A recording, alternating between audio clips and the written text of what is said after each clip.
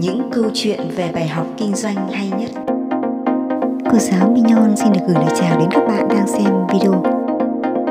Các bạn vui lòng nhấn đăng ký kênh để theo dõi những video hữu ích cho cuộc sống trong kênh của cô giáo Mignon. Xin cảm ơn các bạn. Câu chuyện nhà vua và tảng đá. Ngày xưa có một vị vua rất quyền lực và giàu có. Ông ta là người hay có tính hiếu kỳ. Vị vua này có một tảng đá lớn đặt giữa đường đi. Sau đó ông ta núp ở gần đó để quan sát xem ai có thể loại bỏ được tảng đá lớn giữa đường đi như vậy. Những người đi qua đầu tiên là một số thương gia cẩn thận và giàu có. Thay vì di chuyển tảng đá thì họ lại chọn đi con đường vòng khác. Ngoài ra họ còn lớn tiếng đổ lỗi cho nhà vua vì đã không duy trì thông thoáng tốt cho con đường. Không ai trong số họ cố gắng di chuyển tảng đá. Cuối cùng có một người nông dân đến và anh đã di chuyển tảng đá đó đi mặc dù mất nhiều công sức. Sau khi di chuyển tảng đá đi, người nông dân đã được nhà vua ban thưởng cho rất nhiều vàng bạc và nhận được sự nể trọng từ nhà vua. Bài học rút ra là trong kinh doanh và cuộc sống cũng thế, có những chuyện chúng ta không thể nào hiểu nổi. Mọi trở ngại, khó khăn có thể là cơ hội để chúng ta phát triển. Đừng đổ lỗi cho người khác, hãy cố gắng giải quyết những vấn đề khó khăn đang gặp. Cuối cùng bạn sẽ nhận được sự thành công.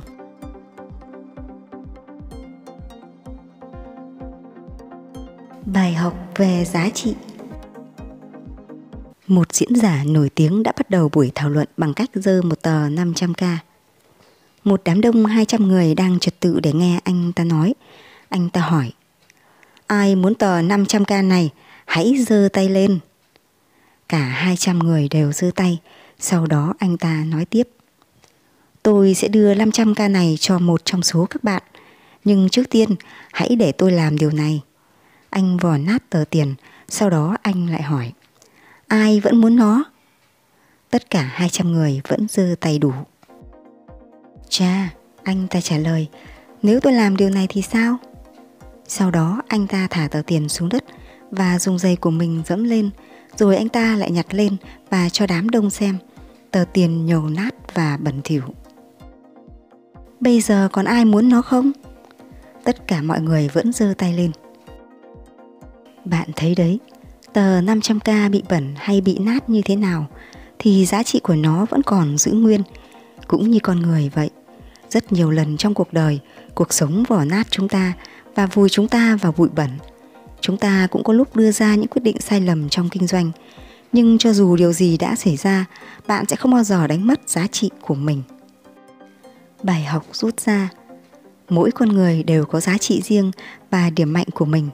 Bạn phải tìm ra được điểm mạnh và giá trị bản thân mình và đừng đánh mất nó khi gặp khó khăn. Nếu bạn biết phát huy điểm mạnh đó thì cuối cùng bạn sẽ thành công. Câu chuyện cô gái ế và anh chàng đẹp trai. Vào một ngày nọ, có một cô gái ế lâu năm chạy đến đồn cảnh sát và báo án. Trưa nay tôi bị một thằng cha ngon trai đứng cạnh tôi trên xe buýt. Lợi dụng lúc đông người, hắn đã ăn cắp 4 triệu của tôi rồi chạy mất, mặc dù tôi đã cất rất kỹ ở trong áo lót. Anh cảnh sát ngạc nhiên hỏi: ủa, tại sao hắn có thể lấy tiền của cô ngay ở chỗ vị trí nhạy cảm như thế được? Có lẽ ra cô phải phát hiện ngay rồi chứ. Cô gái ngại ngùng trả lời: tôi không ngờ điều hắn muốn chỉ là moi tiền. Bài học rút ra: một nhà kinh doanh thành công là người có thể moi tiền của khách hàng trong lúc đang khiến họ sung sướng nhất. Câu chuyện người bán gà quay. Người bán gà quay đã có một ngày làm việc cực kỳ tốt.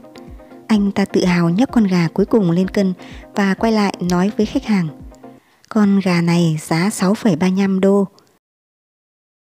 Mức giá hợp lý đấy, nhưng con này hơi nhỏ. Người phụ nữ đáp: anh còn có con nào to hơn không? Sau một hồi suy nghĩ, người bán hàng nhanh chóng cất con gà vào tủ đồ ăn, dừng lại một vài giây rồi lại lấy ra. Con này nặng hơn chút, giá 6,65 đô. Người bán hàng rụt rè đáp. Người phụ nữ cân nhắc một chút rồi đưa ra quyết định cuối cùng: ồ, tôi nghĩ là tôi sẽ mua cả hai con. Bài học rút ra: Đừng lừa dối khách hàng vì bạn không bao giờ biết điều gì đang đợi bạn ở phía trước. Câu chuyện kén rẻ. Bố mẹ nàng mở cuộc thi tuyển con rể. Chàng A nói, tài khoản của anh có 1 triệu đô. Chàng B khoe, anh có biệt thự 2 triệu đô. Bố mẹ nàng có vẻ ưng lắm. Chàng C nói, cháu chả có gì cả. Thưa các bác, cháu chỉ có mỗi một đứa con hiện đang nằm trong bụng của con gái các bác thôi. Bài học rút ra, muốn cạnh tranh với đối thủ thì cần có tay trong. Câu chuyện sói, gấu và cáo. 3 con thú dữ là sói, gấu và cáo thay nhau ức hiếp một đàn dê. Dê đầu đàn bèn nói với cả đàn, ta nên mời một trong 3 gã sói, gấu hay cáo làm thủ lĩnh của chúng ta. Cả đàn dê bất bình, nhưng 3 hung thần nghe tin này thì rất mừng. Thế là chúng quay sang tranh nhau quyền lực lãnh đạo. Cuối cùng cáo dùng bẫy hại chết được sói và gấu. Nhưng rồi còn lại một mình, nó không còn ức hiếp được đàn dê nữa. Bài học rút ra, hãy thận trọng khi nghe tin bạn sắp được làm sếp. Câu chuyện chú chim nhỏ. Một con chim nhỏ bay về phương Nam tránh rét. Trời lạnh cứng và rơi xuống một cánh đồng lớn. Trong lúc nó nằm, một con bò đi ngang qua đã phóng uế vào người nó.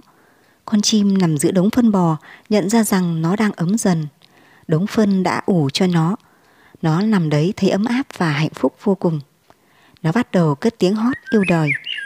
Giữa lúc ấy, một con mèo đi ngang qua, nghe thấy tiếng chim hót, liền tới thám thính.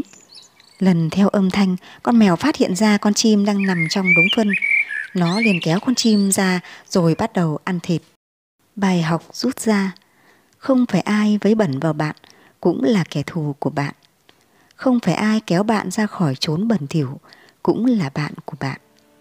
Khi bạn đang ở chốn bẩn thỉu thì hãy im lặng.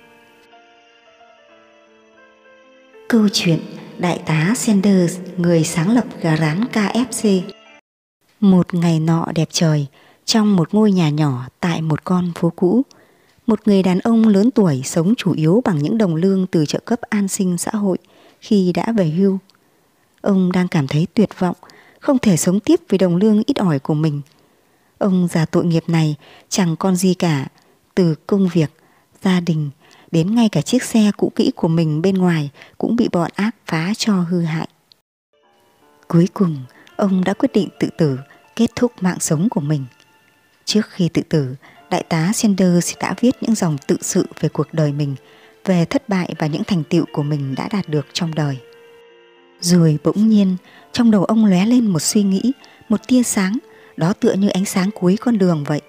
Dù rất nhỏ nhoi nhưng mang đến niềm hy vọng. Ông suy nghĩ đã nhận ra mình có biệt tài nấu ăn hơn hẳn người khác. Vậy tại sao ông không sống tiếp để phát huy sở trường của mình? Sau đó, ông đã gác lại ý định tự tử và dùng số tiền ít ỏi còn lại của mình là 105 đô để mua nguyên liệu và bếp núc, thực hiện nấu món ăn của mình và cố gắng gõ cửa từng nhà hàng để bán công thức nấu ăn của mình. Ông đã nói rằng mình có một công thức chế biến gà hấp dẫn.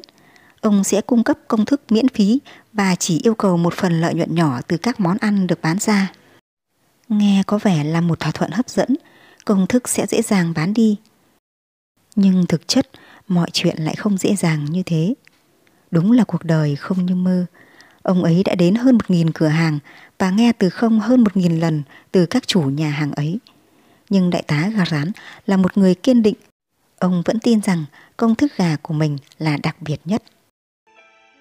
Cuối cùng, ông đã thành công ở lần thứ 1010 và thương hiệu gà rán KFC cũng ra đời từ đó. Bài học rút ra là đừng bao giờ bỏ cuộc khi bị từ chối. Hãy luôn tin tưởng bản thân và tiến về phía trước. Chỉ nên dừng lại khi đã đạt được thành công. Cô giáo Mignon trân trọng cảm ơn các bạn đã lắng nghe những câu chuyện kinh doanh hay nhất phần 1. Nếu các bạn thấy thú vị thì nhấn đăng ký kênh để theo dõi tiếp phần 2. Xin chào và hẹn gặp lại các bạn ở những video sau.